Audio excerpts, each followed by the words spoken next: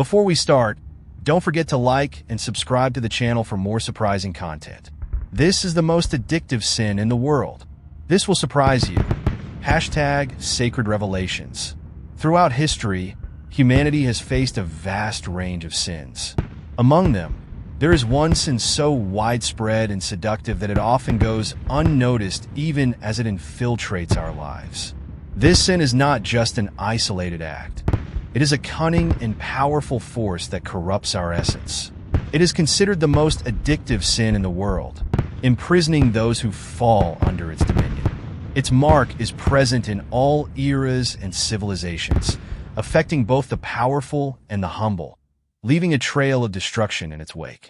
It has destroyed lives, broken relationships, and torn apart families, being an invisible force behind the collapse of marriages and the fall of nations. Throughout history, nations have risen and fallen under its influence, with history witnessing its devastating power. What makes this sin so addictive is its deceptive nature. Once it sets in, it is relentless, consuming people's thoughts, directing their actions, and determining their destinies. Can you guess what this sin is? Go ahead, try to guess. Chances are you might get it right or wrong. This sin is mentioned in the book of Hebrews. Therefore, since we are surrounded by such a great cloud of witnesses, let us throw off everything that hinders and the sin that so easily entangles, and let us run with perseverance the race marked out for us, fixing our eyes on Jesus, the pioneer and perfecter of faith. The Bible speaks of a particular sin that easily entangles us. This is the most addictive sin. It may vary from person to person, but it is something that continually tempts an individual and draws them away from God. What God is telling us here is that there is a sin that easily ensnares us, trips us up, to which we are susceptible. What is that sin for you? Answer silently in your heart today. It may be a secret sin or a public sin that everyone knows, but each person has a sin that easily entangles them. The strange thing about this sin is that it may not affect me as it affects you. The sin that easily entangles one person may be something that people around you do not struggle with, but for you, it is an area of weakness. I like to watch combat sports, and one thing these professional athletes do before a fight is watch recordings of their opponents. This is done to gain details about the opponent's strengths and weaknesses.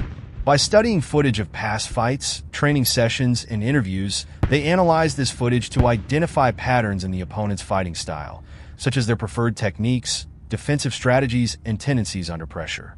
They may also identify weaknesses or vulnerabilities the opponent might have, such as a tendency to tire quickly or a susceptibility to certain types of strikes. This information is then used to develop a game plan for the upcoming fight. Fighters and trainers can adapt their training to target the opponent's weaknesses specifically and develop strategies to exploit the opponent's tendencies in the ring. I believe that's what Satan does with humans. Satan hates you and is determined to exploit and expose your weaknesses. He studies your weaknesses and knows which sin easily entangles you. Satan has a game plan to destroy you. He will never tempt you with something you do not have a propensity to desire. I'm not saying you will be tempted to commit only this sin, but the opportunity to commit the sin that easily entangles you will be presented to you much more than other sins. Think for a moment. What is this sin in your life? Be honest with yourself. Is it pride? Some people are so full of pride that they are a nightmare to live with. They never admit they are wrong, and it can destroy relationships. God is telling you today to let go of your pride, save your marriage, and apologize to your spouse. You will have to account on Judgment Day for the pride you are so firmly holding on to.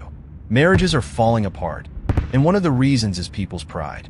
At the same time, some people do not struggle with pride. They walk in humility, but that is because pride is not the sin that easily entangles them. For you, is it gambling? Gambling addictions are serious. I thank God for never having had problems with gambling, but I have pastored people who did, and I have seen how gambling can dominate a life. It can take over someone's mind and lead a person to act irrationally. Gambling can lead a person to steal from their own mother to gamble more.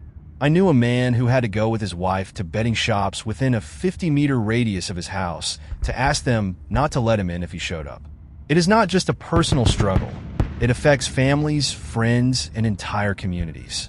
The allure of getting rich quickly and the thrill of taking risks can blind an individual to the value of what they already have. Financial ruin is a common outcome, but the emotional and relational cost is even more devastating. It breaks trust within families, strains relationships to the breaking point, and can leave lasting scars on children who witness the chaos. The irony is that the more someone loses, the more desperate they become to win it all back, creating a vicious cycle that is hard to break. Is this sin substance addiction?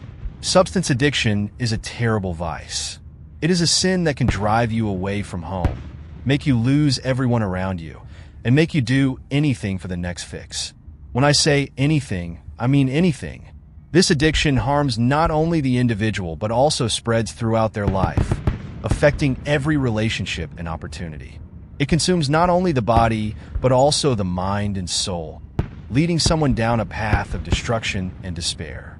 It can turn people into real zombies, and the pursuit of the next fix becomes an unrelenting impulse that overshadows everything else, often leading to dangerous and illegal activities. Families are torn apart, careers are destroyed, and the essence of the individual is eroded. For you, is the sin that easily entangles you lust? Some people listening to me now have been struggling with lust for decades. Lust is the sin that easily entangles them. They struggle against watching immoral videos on the internet, against fornication and adultery. They are driven to do things they don't want to do because of lust. They want to stop living promiscuous lifestyles, but can't say no. They don't want to touch themselves, but can't say no. They don't want to watch impure things on the internet, but can't say no. They don't want to commit fornication, but can't say no. They don't want to commit adultery, but can't say no. However, for some people, lust is not the sin that easily entangles them. Sin has a deceptive nature. It has the subtle and unnatural ability to remain dormant for years. Sin can deceive a person into thinking they have overcome that specific sin, and indeed years can pass, even decades, but that sin has not disappeared.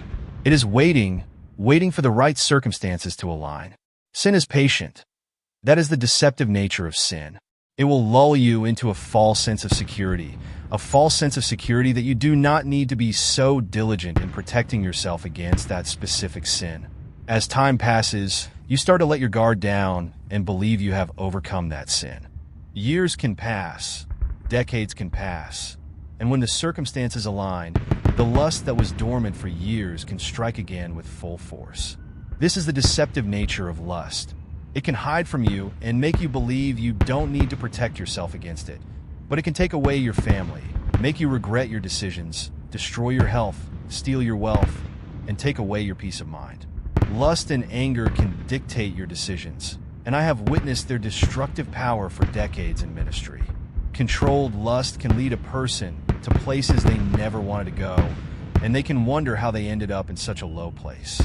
Lust can even lead people to make promises they can't keep and spend all their money, leaving them in tears, divorced, and in financial ruin. For you, is this in anger?